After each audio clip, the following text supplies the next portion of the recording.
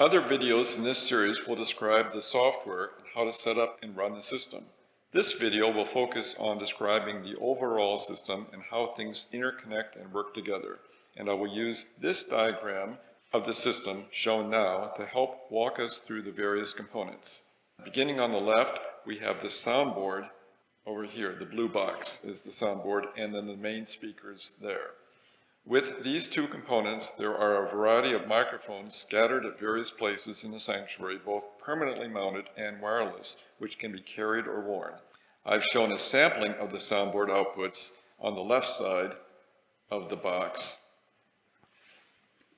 But of course, there's others. Our soundboard is a 32-channel box and can control and mix up to 32 different sound channels, and we do use most of them.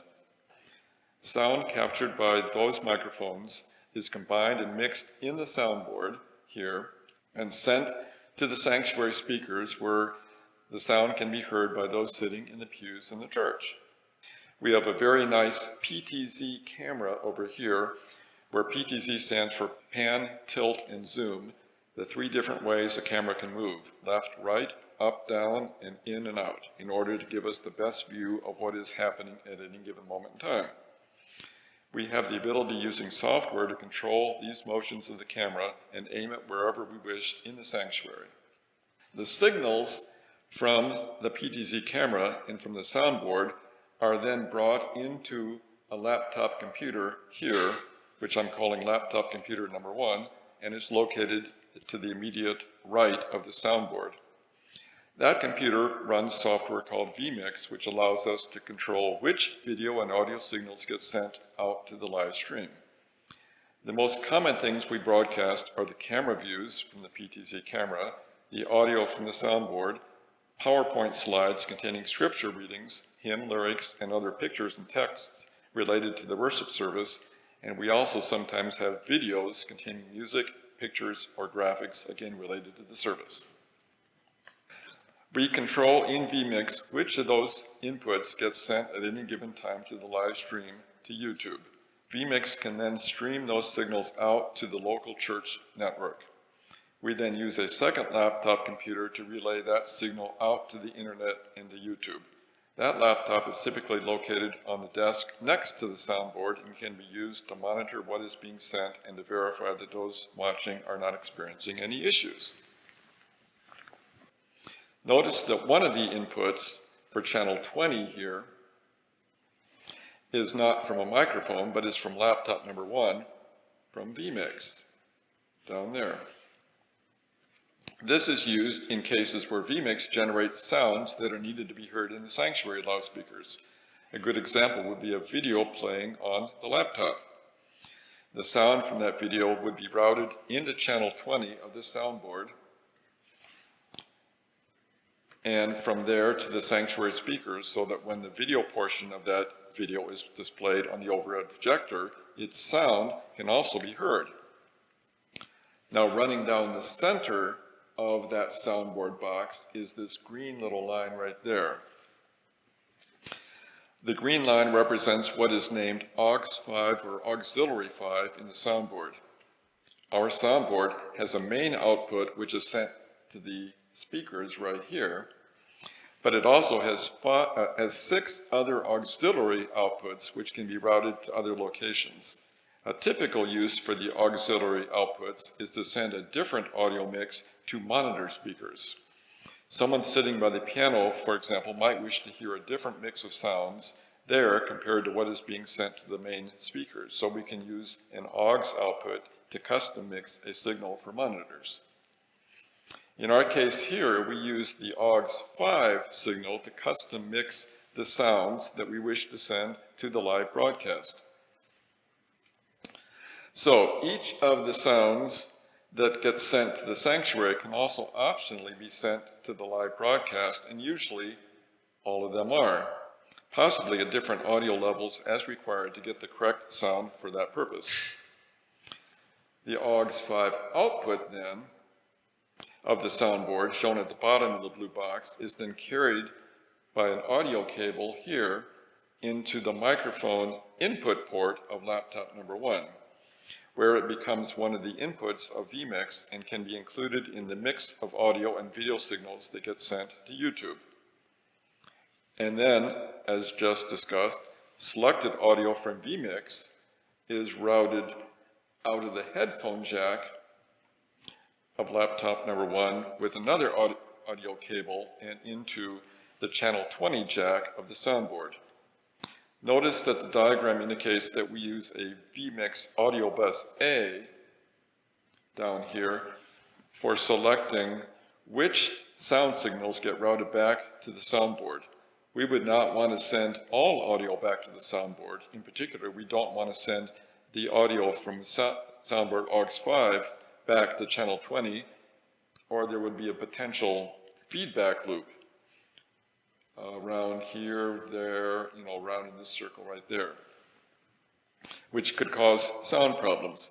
Typically, only video file audio is sent to this audio bus A. And in a related point, as a second safety against feedback, the channel 20 signal is also not routed to aux5. This little signal right there, the volume is turned all the way down on this, and so there is no channel 20 that gets routed back to aux5. Okay, let's move on to some other areas of the drawing, starting with the PTZ camera here. Now, like most cameras, this camera outputs its video signal onto an HDMI port and cable, right there. However, most computers do not natively accept HDMI as video input.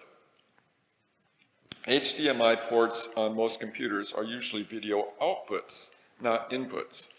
So in order to get the video signal into our computer, we need an additional device called a video capture device, which I've shown right down here. Its purpose is to convert an HDMI video signal into a USB video signal, which most computers will accept as a valid way to bring in video signals into a computer. So for this camera, the HDMI video output of the camera is converted to USB and enters the laptop as a USB video signal and becomes the main camera input in vmix. Now we are able to control the aim and zoom of the camera using vmix, and this happens using a separate connection. vmix actually sends those signals out the Ethernet connection, really out this, the Ethernet right there, and into the Ethernet networking. vmix actually sends those signals out the Ethernet networking port of the computer right here, and they get sent out to the PTZ camera using Ethernet cable, eventually through all this path right there. However, we also need to supply power to this camera, and we do that using what is called PoE, or Power over Internet. A normal Ethernet cable is capable of supplying DC power to a camera or other device using PoE. So we have a PoE device shown right here, also in the tangle of cables in our soundboard desk. And that PoE device supplies, puts power on the Ethernet line that runs up into the camera. Often it is desirable to use a second camera for other angles. And there's a couple of ways to do this. We can use a second regular camera and a second video capture device, but then the second camera has to have wires running to it, which is often not convenient. If we prefer a wireless camera, then as the drawing here shows up here, we can use a cell phone for that purpose using its built-in camera. We have to run special NDI software on the cell phone, and then it broadcasts NDI video over the local Wi-Fi in the sanctuary over this access point into the hardwire internet within the sanctuary into laptop number 1. vmix then receives that video signal as a new input, and we can switch back and forth between the two cameras, often to good effect. Notice that we do have several devices on the network, And so we use an Ethernet switch in the soundboard desk itself to expand the single Ethernet cable that's coming into the desk into multiple Ethernet or network connections. And we also have a Wi-Fi access point here, or hotspot in the sanctuary for the second camera to use. Now, laptop computer number 2, located here on the drawing, is used then to run YouTube and to receive the live stream signals from laptop number 1 over the local internet, and to receive them and to send it out to YouTube, and also to monitor the YouTube live signal. Finally, in order to get a video signal from laptop number 1 to the overhead projector, we use this sequence of devices. There are several converters to convert the HDMI output of the laptop computer itself into the VGA, then to Ethernet, then back to VGA, finally to the projector. One thing that's sometimes quite useful and even vital is to be able to monitor or listen to the audio at various points in its flow in the diagram in order to make sure that a good audio signal is being sent, or to troubleshoot the problem when there is audio problems.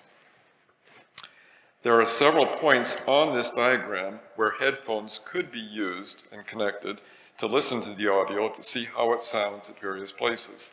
First, you can plug the headphones pretty much directly into the soundboard itself out its headphone jack, and this will usually give a good sense as to what's being sent to vmix. You can't actually monitor the AUX 5 port itself using this jack, but you can listen to what's being sent to the loudspeakers, which is usually pretty close, and you can also monitor individual soundboard inputs one at a time through that port using the PFL switches on each channel.